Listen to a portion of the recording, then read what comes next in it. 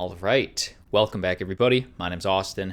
Breaking news, the Federal Reserve Chairman Jerome Powell, head of the Fed, just announced this morning a major policy shift, saying that they are willing to allow inflation of the US dollar to run hotter than normal in order to support the labor markets and broader economy. Today I want to break down exactly what this news means and talk about Bitcoin, cryptocurrency, and you. Hit the like button if you appreciate this breaking news. And really, what he's saying here, they're saying that the over $6 trillion that the Fed printed 6 months ago and the cumulative inflation that we've seen since the early 1900s, but especially since Nixon took us off the gold standard in 1970, that's not good enough. Expect more and expect that at an increased rate. Let me share with you an exact quote from Powell regarding what to expect.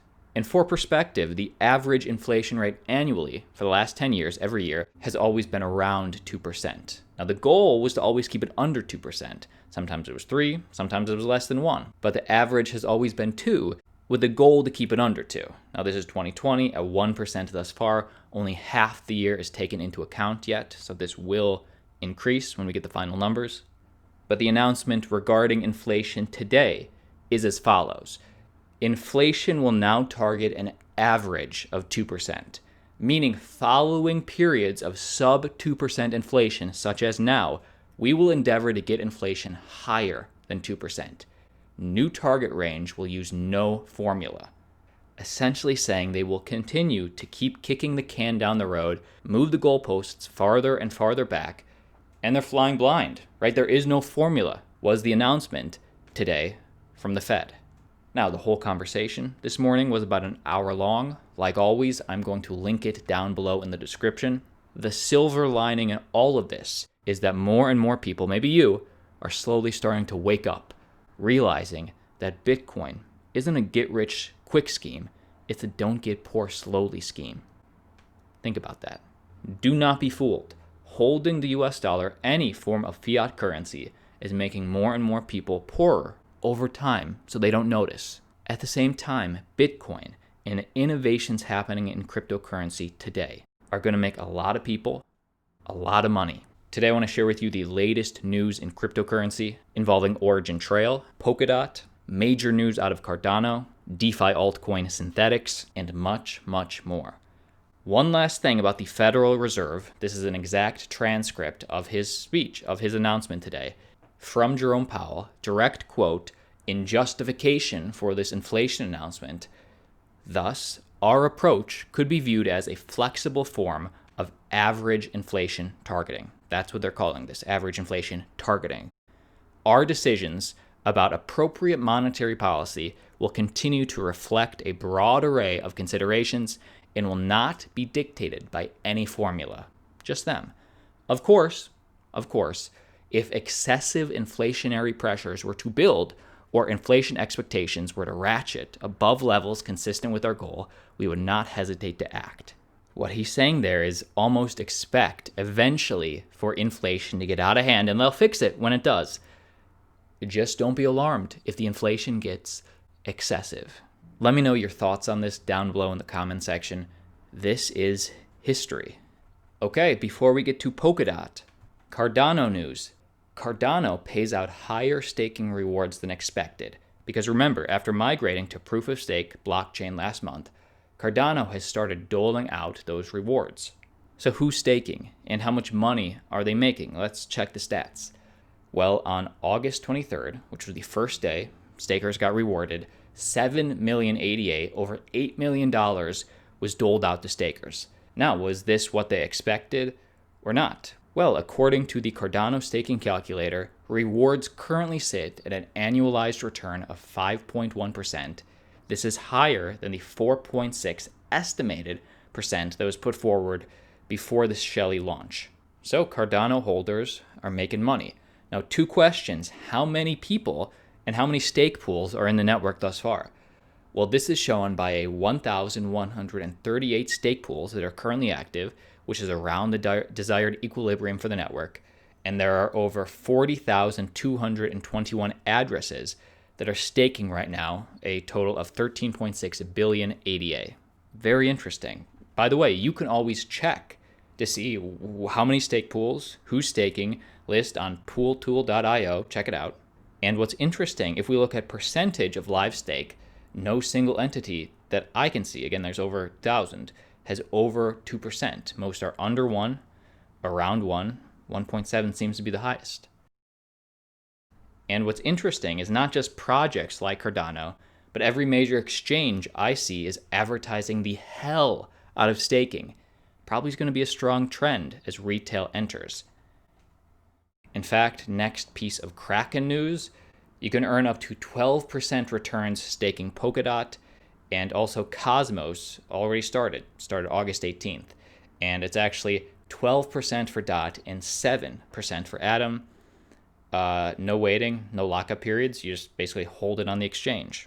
Obviously, the safest way is to hold your own private keys in your own wallet, but just an option, just keeping you updated. Next piece of news before Synthetix, Polkadot. A new Polkadot to Ethereum bridge could enable cross-chain DeFi composability. So smart contracts on Ethereum, when this is implemented, will be able to directly interact with Polkadot. So whether you like Ethereum or you like Polkadot, these are the innovations to keep on your radar, see what is being built. The bridge is being developed by Snowfork, a software development company, and the initial implementation, fairly straightforward, only allowing Ethereum and ERC20 tokens to be transferred over to Polkadot. Of course, this bridge is also fully symmetric. Anything you can do in one direction, you can do on the other. And while interoperable tokens will be the first step, and while moving tokens around in general are going to be an important part of that, this innovation also includes sharing small pieces of state from one chain to another. I guess what this means for you is just true interoperability. The team compared it with the traditional networking stack of TCP/IP and the application layer of HTTP, meaning this innovation would be the HTTP they're building on Polkadot. They say the TCP/IP of cryptocurrency. When this is implemented, this will open up a huge array of opportunities for developers from Ethereum and developers from Polkadot. So as we get more information, I'll keep you updated. Next piece of news before Origin Trail, Synthetix. Very interesting. Weiss Crypto Ratings named Synthetix the heart of crypto's red-hot DeFi sector, flowing a lot of power to SNX, even teaching their audience how to buy it. Check this out. And first off, what is Synthetix again? It is a decentralized exchange where you can trade just about any asset with no broker, no banker, no middleman, and therefore enjoy vastly lower transaction costs and far less time for settlement. Now, what did Weiss say that they like about Synthetix? They said because you can trade with no middleman, traditional assets with no middleman, as such, this naturally benefits from the meteoric growth of the whole decentralized finance sector. But we're especially bullish on Synthetix right now because it's about to launch futures and leverage trading, the market for which is gigantic. And that's true. And if we're asking ourselves, well, just how big is the derivatives market? The derivatives market, in a word, is gigantic, often estimated at over $1 quadrillion on the high end. Now, how can that be? Well, this is largely because there are numerous derivatives in existence available on virtually every possible type of investment, including assets, equities, commodities, bonds, currencies. So it's a big market. And while they do say that options are available now, they began trading July 1st, futures and leverage trading on SNX have not yet been started. So I guess they're just getting their audience ready. Let me know what you think about this. Sort of a pretty major announcement for Origin Trail, which is trying to add transparency to the supply chain on the blockchain. Origin Trail, decentralized network, will become the new global standard for GS1 identifiers, barcodes, QR codes, etc. So check this out. This is an integration with GS1 Digital Link. Now, GS1 has already existed. They were responsible for sort of the old school supply chain tracking with barcodes. This is GS1 Digital Link, which extends the power and flexibility of GS1 identifiers, which are the barcodes you see everywhere. And keep this in mind, with more than 5 billion barcodes scanned daily around the world, That's more transactions than Google searches every day. The GS1 digital link upgrade of this technology that is more than 40 years old is paving the way for a paradigm shift in connecting the world of things.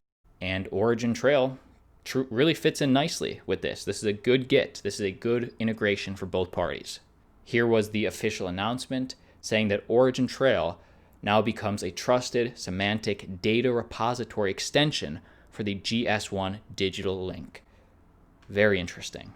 Of course, if we look at the TRAC token, currently valued at about 17 cents, it is coming down. Seems like a little case of buy the rumor, sell the news, but something to keep on the radar. Okay, that is the video. My name's Austin. Leave a comment. Let me know how you're doing. But like always, see you tomorrow.